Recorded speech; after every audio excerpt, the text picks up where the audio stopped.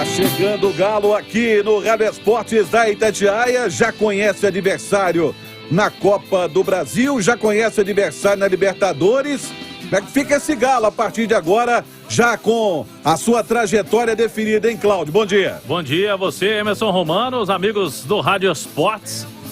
O Atlético conheceu ontem oficialmente, né, seu adversário nas quartas de final da Copa Libertadores.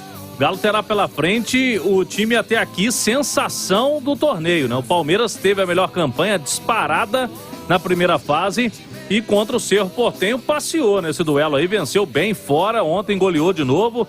Então Galo e Palmeiras, a reedição do ano passado. Os times se enfrentaram na semifinal.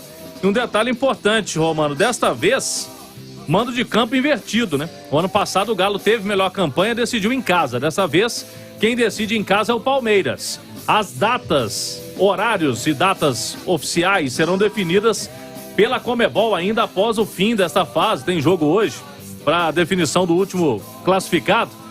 Mas são as semanas do dia 3 e 10 de agosto. Então, no início de agosto, as duas primeiras semanas, tem Galo e Palmeiras. O primeiro jogo, portanto, no Mineirão. Segundo jogo no Allianz Parque, em São Paulo. E o Flamengo, o Galo já tá no meio do duelo, né? Mas ontem o Flamengo goleou e fez uma goleada histórica contra o Tolima.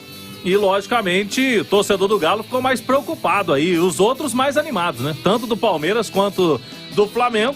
E o torcedor do Galo, logicamente, observando tudo isso, o Atlético vai ter aí dois dos principais times do futebol brasileiro e sul-americanos pela frente. O Flamengo é semana que vem, Romano. E a equipe do Palmeiras, como eu disse, no início de agosto. Será que o torcedor tem motivo para ficar preocupado aí com os dois times, Romano, pelo que eles fizeram ontem? Pois é, tem torcedor da imprensa argentina falando que pintou já o tricampeão da Libertadores. Já soltaram essa. Mas o Alexandre Simões tem uns dados interessantes aí, até pra gente entrar nesse assunto, envolvendo Atlético e Palmeiras, né, Alexandre? Olha, Romano, é interessante assim, eu fiz o levantamento, já são 8 jogos para cada um nessa Libertadores, e o Palmeiras vem com uma campanha realmente impressionante, né? São 8 vitórias com 33 gols marcados e 3 sofridos. Quer dizer, é um time realmente que vem com uma trajetória espetacular. Agora, tem um aspecto, Romano, quando a gente levanta, se a gente pegar 75% dos jogos, é mais ou menos parelho Atlético e Palmeiras, os titulares que participaram dessa caminhada. Mas tem um fato que o Atlético, do seu quarteto ofensivo, tá? O Zaratio tem só 4 jogos, sendo que o último deles foi esse contra o Emelec, que ele entrou já na reta final, né, o Cláudio? E, tirando o Hulk, o principal jogador ofensivo do Atlético, o quebrador de linhas, é o Keno. O Keno tem um jogo na Libertadores.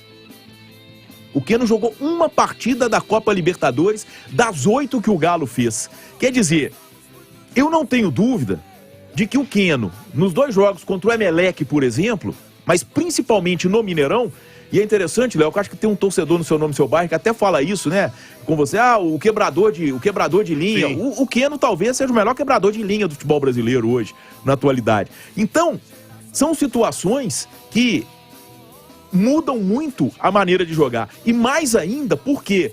Porque o outro quebrador de linha que o Galo teria, que é o Savarino, jogou 2 vezes, Cláudio. Então, quer dizer, claro, o investimento é muito grande, o time é muito forte, muito poderoso do ponto de vista técnico. Eu acho que o Atlético esse Atlético do Turco deve grandes exibições, tipo Palmeiras e Flamengo fizeram ontem, mas por outro lado, do ponto de vista ofensivo, o Galo praticamente não teve Zaratio, Savarino e Keno nessa Libertadores até agora. Para os jogos contra o Palmeiras, essa situação vai mudar, né, Romano? Pois é, e tem que mudar, né, Cláudio? Porque é o seguinte, favoritismo é até a página 2, né? O Palmeiras goleou, mas tem a situação envolvendo que no confronto entre os dois ficou um 0-0 e principalmente medo de um atacar o outro e ser surpreendido. E no ano passado foram 2 empates, o Palmeiras se classificou por conta do gol qualificado, que esse ano não tem, né? Esse ano não tem, se fosse esse ano, iríamos pros pênaltis. E esse confronto tá muito equilibrado nos últimos anos aí entre Atlético e Palmeiras. Nesses números aí que trouxe o Simões há pouco, nos números da temporada, Léo, Romano e Simões, O Galo fez 41 jogos esse ano. O Keno participou de 19, então menos da metade. E o Zarate de 20, dos 41. Então esses dois jogadores, eles praticamente não estão jogando. E a expectativa do Galo é que eles estejam disponíveis. Quem sabe o Keno contra o Flamengo, o Zarate já tá. E os dois, logicamente, contra o Palmeiras, porque aí vai ser lá em agosto. Em agosto aí tem uma outra situação, Léo. Aí você tem Pavon, aí você pode ter Gemerson, você pode ter Allan Kardec, tem um que ainda não, que o Cláudio vai falar dele daqui a pouquinho. Olha, eu vou ser muito sincero aqui, sei que isso pode até viralizar nas redes daqui a alguns dias, mas não me botam medo não. Flamengo e Palmeiras não. Acho que estão no mesmo nível do Atlético, porque considero o Atlético o time que o Alexandre Simões falou.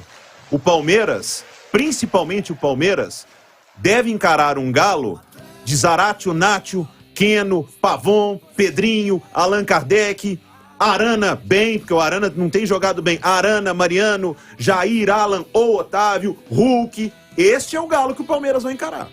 Então, não deve nada. Mesmo patamar, briga de cachorro grande, pra mim, junto ali com o Flamengo, os 3 melhores do Brasil, e acho que o Galo e Palmeiras ainda à frente. Não me deixe enganar pelo 7-1 do Flamengo ontem, é um time muito forte, mas foi a primeira grande apresentação do Flamengo. Sob o comando do Dorival. Num momento ruim, né, assim, para o Galo, porque vem aí o jogo da Copa do Brasil, era bom pegar o Flamengo sem confiança, um jogo como esse de ontem dá confiança, mas mesmo patamar, até mesmo porque o próprio Flamengo, para os mata-matas seguintes da Libertadores, vai ter Vidal, vai ter Everton Cebolinha, vai mudar tudo, cara. E nesse mudar tudo, Atlético, Flamengo e Palmeiras chegam no mesmo patamar. Então, com todo o respeito ao Abel Ferreira, o trabalho que faz, ao timaço que tem o Flamengo, mas o Galo também tem um timaço. Não há motivo para o que temer. É 50% para cada lado, Galo e Flamengo, Galo e Palmeiras. E mais, os dois têm quadrados ofensivos muito potentes, né? O Palmeiras é Scarpa, Rafael Veiga, Dudu e Rony. Sim. O Galo seria Zarate, Nátio, Hulk e Keno. Isso contando os titulares. Desses 8 aí, quem faz mais a diferença num jogo decisivo? Mas aí o Palmeiras vai ter Merentiel e Flaco Lopes. Foram os dois reforços de ataque que ele contratou. O Galo vai ter o Pedrinho e o Pavon. Pedrinho não. Não, na Libertadores, na verdade, Pedrinho só em agosto. E o próprio Kardec. Eu acho que o Hulk... Não, mas o Hulk é o melhor desses todos. Exatamente. É o cara que tem mais o poder de desequilibrar entre esses jogadores todos. E tem um outro aspecto, tá? Tem um outro aspecto. A gente ainda não viu o Palmeiras do Abel, por mais que tenha eliminado o Atlético na semifinal da Libertadores do ano passado, a gente ainda não viu o Palmeiras do Abel fazer um grande jogo contra esse novo Atlético que começa essa trajetória em 2020. O Abel não ganhou do Galo. Não, nunca venceu. E tem um detalhe aí, o Pedrinho, é bom a gente explicar, foi uma matéria que já tá no nosso site, o Henrique André e o Everton Guimarães. Aliás, peraí, aquele 3-0 lá foi de quem era o treinador? Tava numa transição lá, o Cebola era o técnico. Cebola. Foi o Cebola, né? Foi quando o Luxemburgo caiu e veio o Abel, né? Isso. Então é o seguinte, Romano, o Pedrinho, ele só vai poder jogar a partir de agosto. Então ele pode jogar contra o Palmeiras, porque é o início de agosto. Então a partir do dia 1º ele pode. Por quê? Pela regra da FIFA. Eu dei essa notícia de manchete. Foi publicado no dia 5 de julho essa situação lá da Ucrânia. Então todos os atletas estrangeiros que atuam na Ucrânia, eles só poderão atuar a partir de agosto. É o caso do Pedrinho, então ele, diferentemente dos outros, né? Allan Kardec, Pavon e o Gemerson, que já vão poder estrear a partir do dia 18 de julho, quando reabra a janela, o Pedrinho vai ter que esperar mais um pouco, mas ele pode, inclusive, estrear diante do Palmeiras lá no dia 3. E tem um detalhe, a gente estava colocando aqui o Pavon é dúvida, né? Porque o Pavon precisa da pena, ele está tentando, né? Mas se a pena for reduzida, a multa é a expectativa dele do Atlético, aí sim ele poderá jogar contra o Palmeiras também, mas é um Galo, sem dúvida nenhuma, mais forte, Romano, para esses duelos aí contra a equipe do Palmeiras lá na Libertadores da América.